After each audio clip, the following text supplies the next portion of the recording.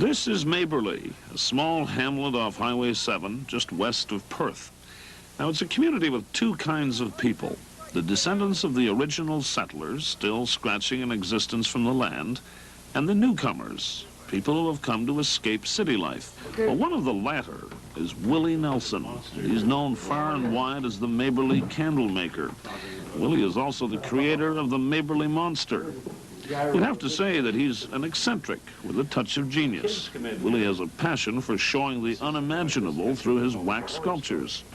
He may be the stuff that legends are made of.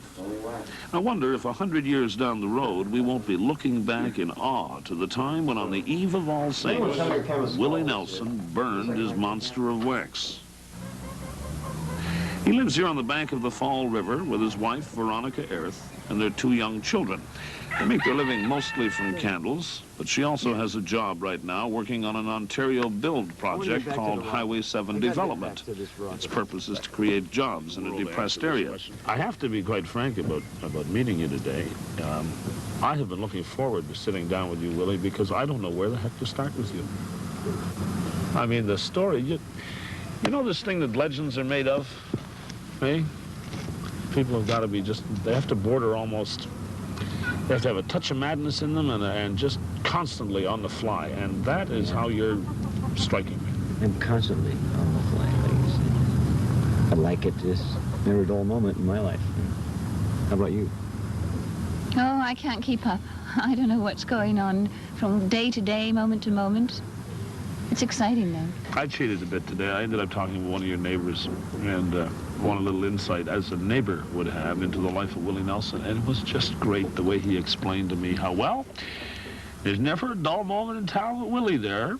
And I said, tell me a little more. And he said, well, Willie's the kind of guy that'll walk out of the house and come halfway across the yard and stop and scratch his head. And he'll turn around and go towards the house, stop again, go to the garden, dig like crazy for about a minute, drop the shovel, go back in the house, come out of the house and zip into the workshop, and then all of a sudden in the car and he's gone. But we make a good combination because you are extreme and you give them all kinds of entertainment that I would never think of. And I provide all the sort of secure, nurturing parts that kids need too. Do you provide any of that for Willie? He needs a lot too.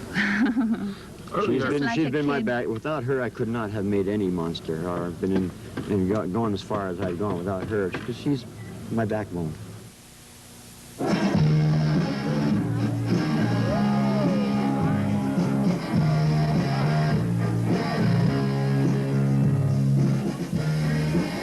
It's Willie Nelson's Maberley Monster Bash, rocking to the music of The Shock, a promising new group from Perth.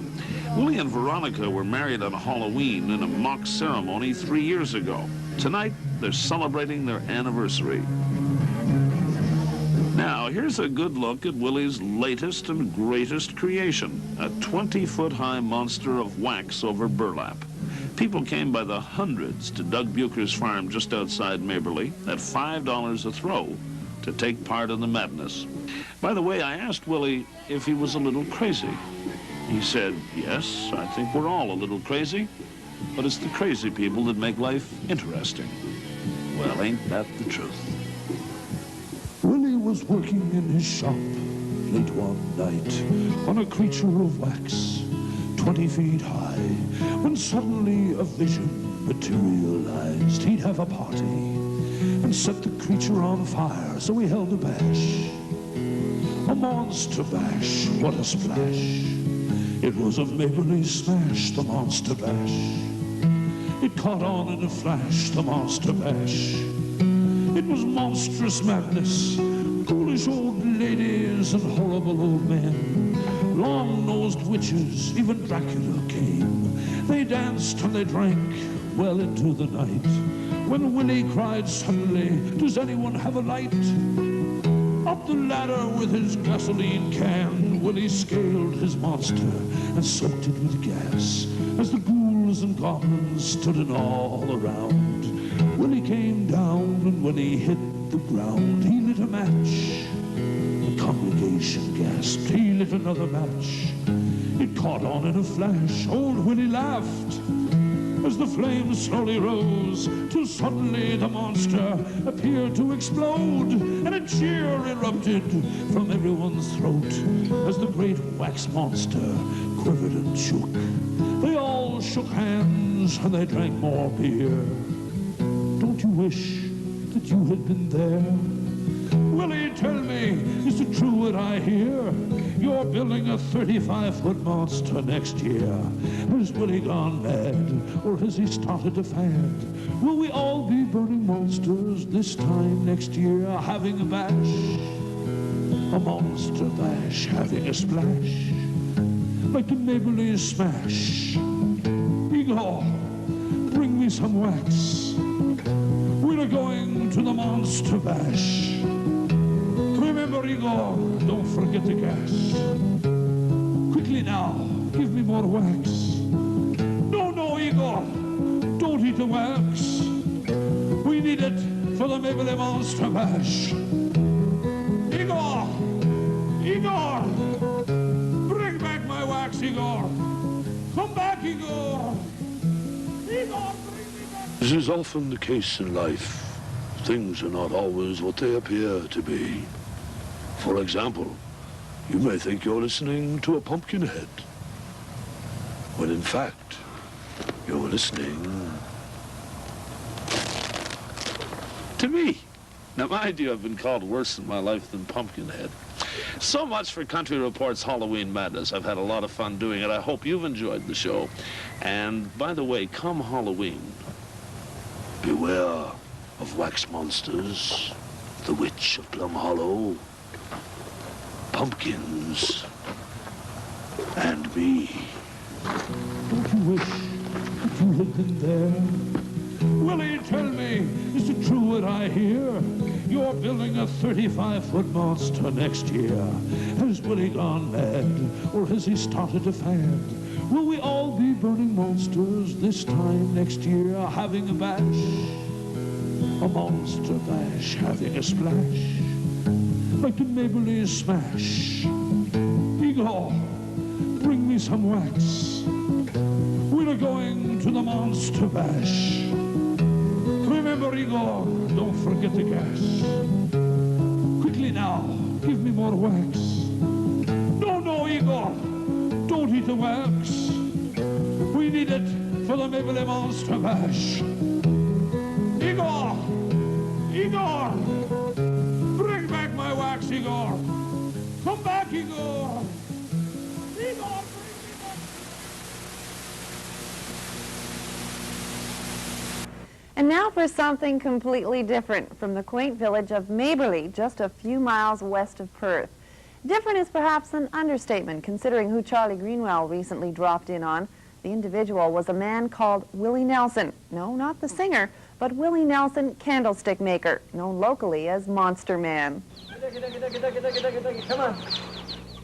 There can be no denying that Willie Nelson is different. He admits himself that he's something of an oddity, not what you might call your average man in the street. For starters, he's close to nature and everything that goes with it, including the ducks, hens, chickens, and anything else that just happens to roam past his workshop. He gets along so well with his feathered friends, he claims he can even hypnotize them.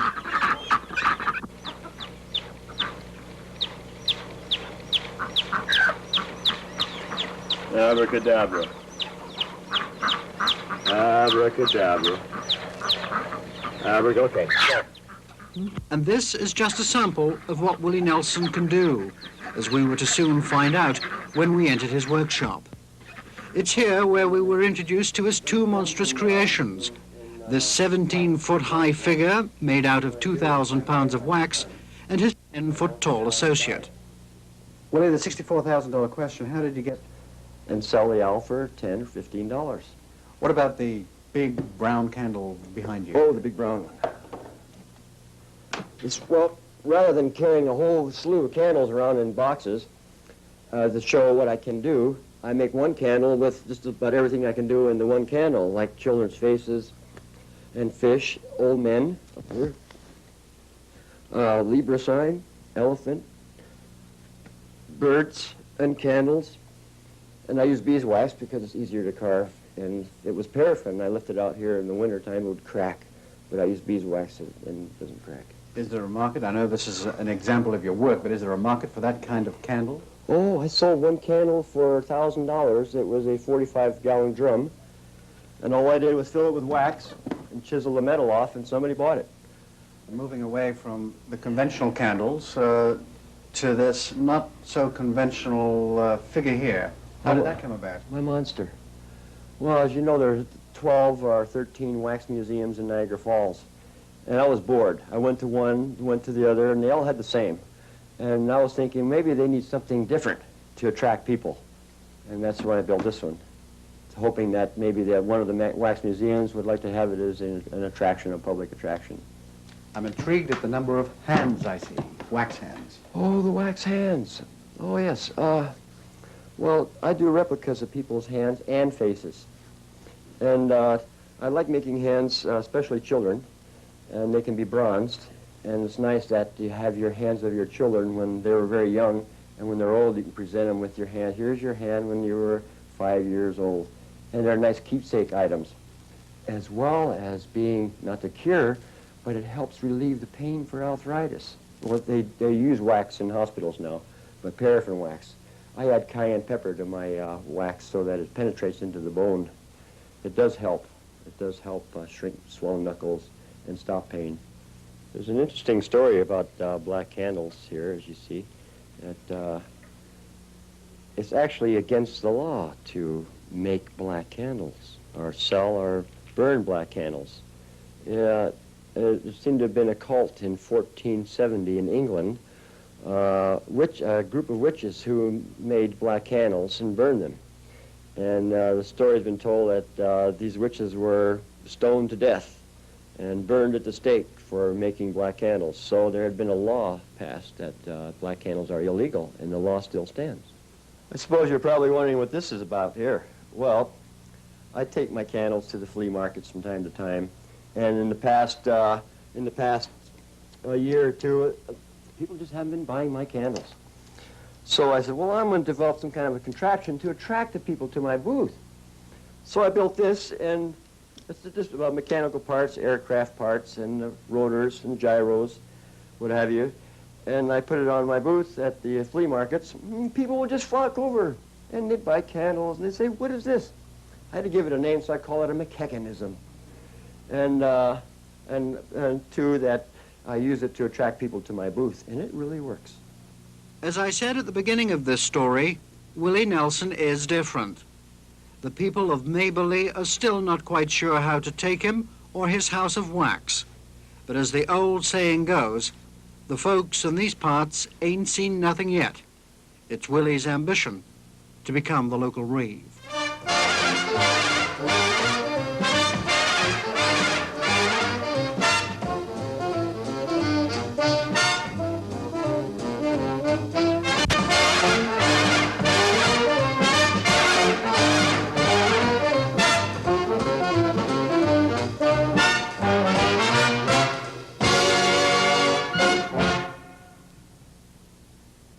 We'll return with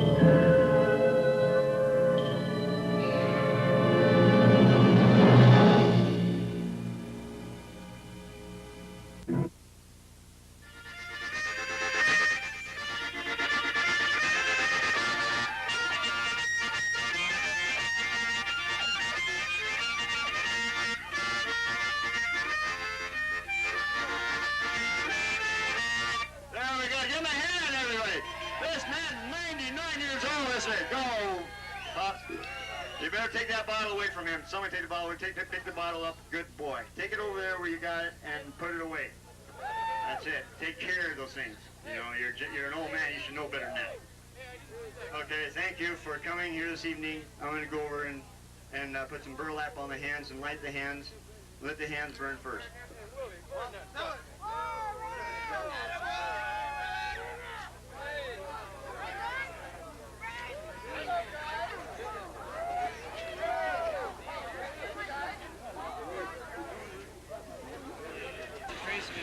Somebody's here with his wife tonight. Yeah, really. Thanks a lot. Willie, how's it going? What TV channel?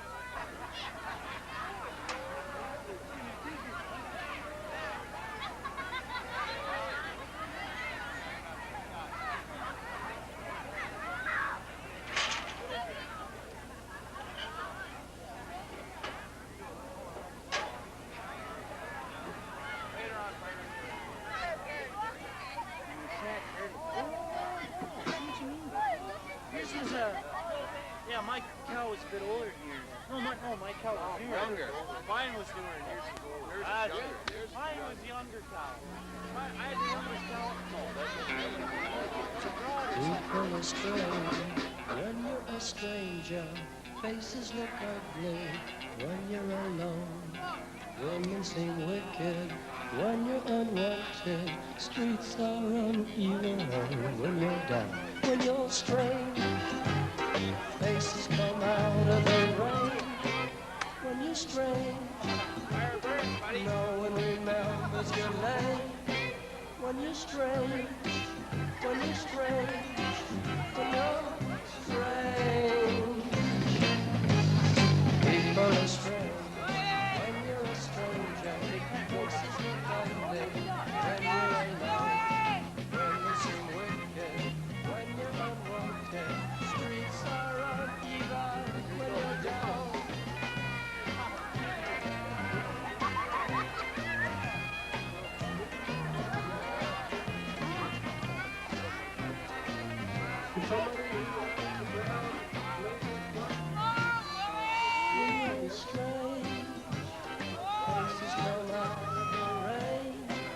When you're strange, no one remembers your name.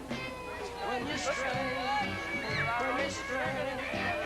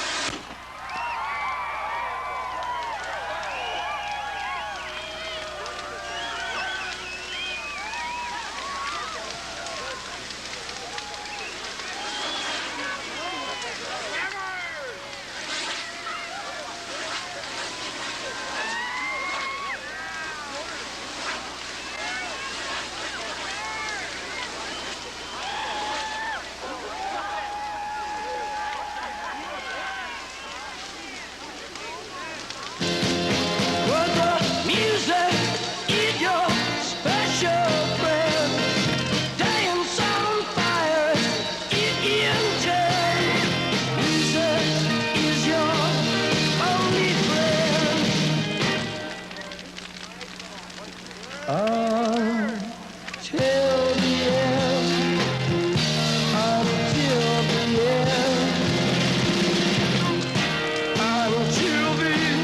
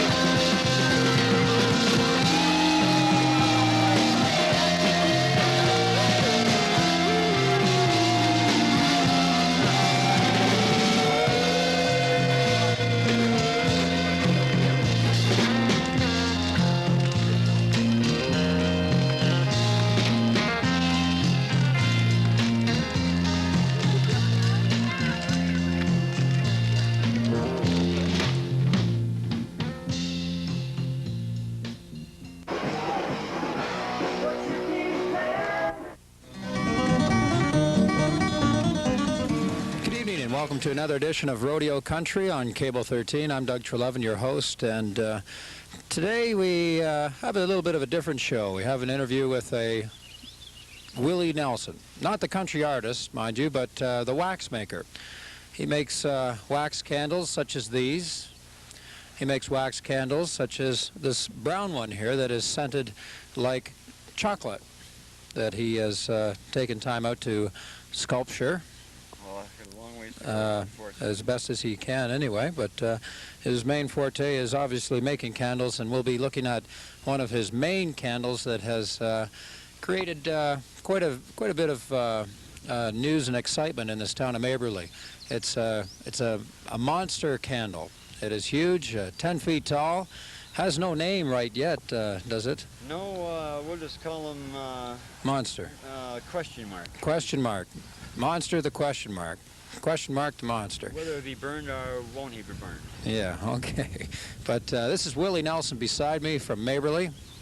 And Willie, you've got a very distinguishable name. And well, you've got a Willie Nelson on the other side of the border there. Could you shed us a little light on the time you met the other Willie Nelson? Well, people may not reading my name right. I spell my name W-I-L-L-Y. A lot of people call me Wiley. But I met Willie through my sister, who arranged for me to rendezvous with him. And the only way he would know who I was a poster that he signed for my sister saying, "To Willie Nelson, from Willie Nelson." And then when I heard he was playing at the Civic Center, I called them up, and they were ready for me, and they just parked my car inside where the bandstand was, and we met. And my daughter was with me, Titania Nelson. No, this is my son, Daniel Nelson. And we had a real good time. It was surely a highlight of our lives to meet Willie. He's a fine person. And I'm hoping to meet him again at his birthday party, which they call Willie Nelson Day, a national holiday in Austin, Texas, is where he's going to be having the great Texas brain fry. And so I'll be there, hopefully, if my wife and children permit me to go. That's a small permit sometimes, isn't it? Yeah, yeah. Okay, you've got the June 29th Monster Bash. Right. You should call Willie up and see if he can attend sometime.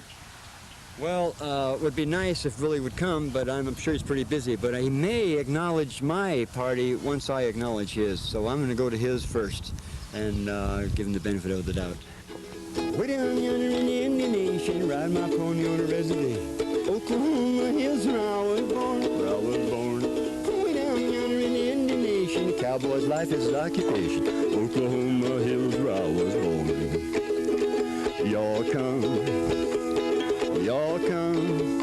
Y'all come see us now and again. When I was just a little bitty baby, my mom would rock me in that cradle. Oh, cotton fields back home. Okay, we're back here with the Monster and with Willie Nelson. In between us, of course, you'll Notice a man with large legs, and this is the kind of guy you'd like to have in a bar with you, if you're going to a wild bar. Well, yeah, but no one pick on you, that's for sure. Mm-hmm. Yeah, you'd hope not, anyway. Could you tell us... His kidneys there a little bit. I got a... See right here, I have, say, a gyroscope. I see it spinning. Mm-hmm. Now I have another gyroscope around it, going the opposite direction.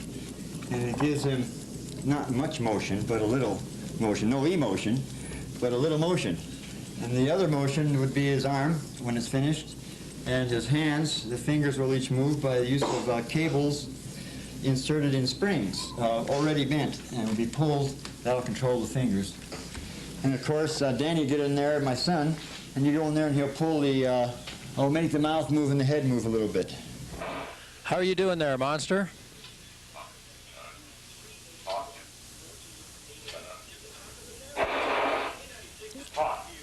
Fine.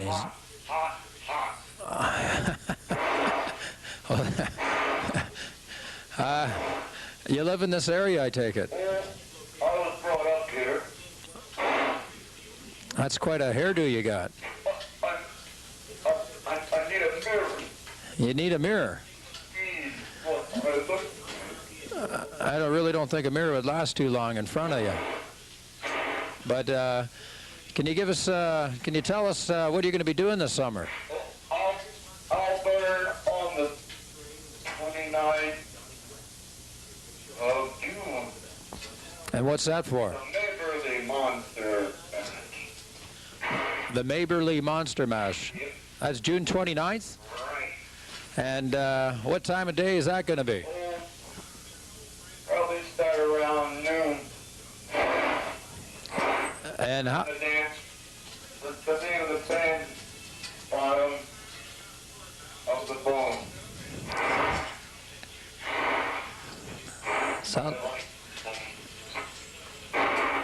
And is this an event that you like to go to every year? Yep. All the kids show up. Sometimes I think. What songs do you sing? What else? What else, boy? What else? What else? What else? What else? All right, what's wrong with you, boy? Willie! One night I was walking along the beach, and I saw this blue light just beyond my reach. And I reached out to touch it, and what did I feel? This numbing sensation from my head to my heel. I was soon getting drowsy, and my body felt weak, and before I knew it, I was falling asleep. Asleep in this darkness, it was a deathly fright. There was no one to help me, and there was no one in sight. But later I had awakened, and where was I? In this tube-like contraption shooting into the sky. As I left the earth's darkness high out into space, I knew this was something that I'd soon have to face when I then realized I'd better calm down when suddenly I heard this soft humming sound. I turned my head slowly, and what did I see? This ungodly-looking creature staring at me. And my hair stood on edge from this sudden fright, and this is what that creature looked like. It had a large shaped head with a hole on each side, huge green muscular legs with a horn on each side. It had long hairy arms that hung down low, was beginning to move, and it was closing in slow. Man, this creature was a gruesome looking monster. It had claw-like feet that were a gigantic looking lobster, as you can see here. The humming sound started coming fine, for it was transmitting its thoughts into my confused state of mind. Its moist, scaly hands started petting my head. I almost passed out, and I almost dropped dead when I then heard its thoughts in both my left and right ear. Be brave, my earth creature. There's nothing to fear. It had 4-foot shoulders, and that ain't all. It had one huge eye the size of a cannonball. It closed in so near I could smell its hot, odory breath, and I was now having illusions of having a slow, torturing death. It pressed this button with super subfloric-like speed. The tube-like contraption had come to its retrieve. I was now well aware that this tube had landed, and I was also aware that it would soon be abandoned, and it reached over my head and turned this latch, and there before my eyes was this huge exit hatch. Down this remote-controlled elevator with highly incredible thrust, my heart throbbed tensely, my mind at distrust, because it was dark inside, and it didn't seem right, when soon did appear the same blue light. Here I go again, I said to myself, to the sleep in the darkness, and again with no help. And by the time the elevator had reached this tube's bottom floor, I couldn't hear, I couldn't see, and I couldn't sense anymore. But when I'd awakened this time, I was face down on that same beach. I rolled over puzzled as I heard this loud screech, and the screeching got fainter. What could it be? For I'd sand in my eyes, and I couldn't see. I brushed the sand off of my face, and I saw this tube-like contraption shooting high out into space. Am I in another trance or a dream of some kind? kind. I looked up again. It was following behind. This is what it was to prove I wasn't lit. It was that same blue light following this tube space ship. I rose to my feet and I turned around. Again I heard the humming sound. I ran for my life through dry and wet sand, so tired, so weak I could no longer stand. I fell to my feet, praying, somebody help! That's when I seen them. They were dragging seaweed and kelp. There were 80 of them. There were 90 of them. They were squealing like little rats, and they had protruding like little eyes and little wings on their backs. And all of a sudden I was being lifted into the air by the loose strands of the seaweed and by my hair. Help me, please, little creatures, I said. And the only reply was their screeching, and away we fled. It was cold, dark, and damp on that summer night, and through the darkness they carried me and clutching me tight. When again I heard the humming sound, coming from the cliffs where I was bound, through crevices, through chambers, through wave-eaten halls, and through tunnels of erosion and moss-coated walls, and drag me they did over sharp-pitted stone to this little echoing chamber to be left here all alone. And here I was laying here quiet and still, when suddenly ran through me this peculiar-like chill, because the seaweed and kelp were being unraveled from me, and someone had last come to set me free. But I soon discovered that I was wrong, when around my neck was this bony thong. Then thrusting through this cave in this chamber of fright was the same one-eyed monster. And that was a sure winning fight. And as this monster watched his competitor's nerves twitch and slowly die, I got a real good look at this huge bulging eye. This is my chance to make my escape. I had to think fast, or it'd be too late. I reached down, I picked up this quartz-like rock, and I heaved it into the eye with all I had got. And the monster screeched with a volume so piercing in pain, I had to get out because it was going insane. And I ran for my life through slopes, through pits, through an untimate entrance, and down the cliffs, and plunging into the ocean of the rocky shore, swimming and swimming, and I couldn't bear any more, where I miraculously made it back to the same place on the beach where it first came and took me into its reach.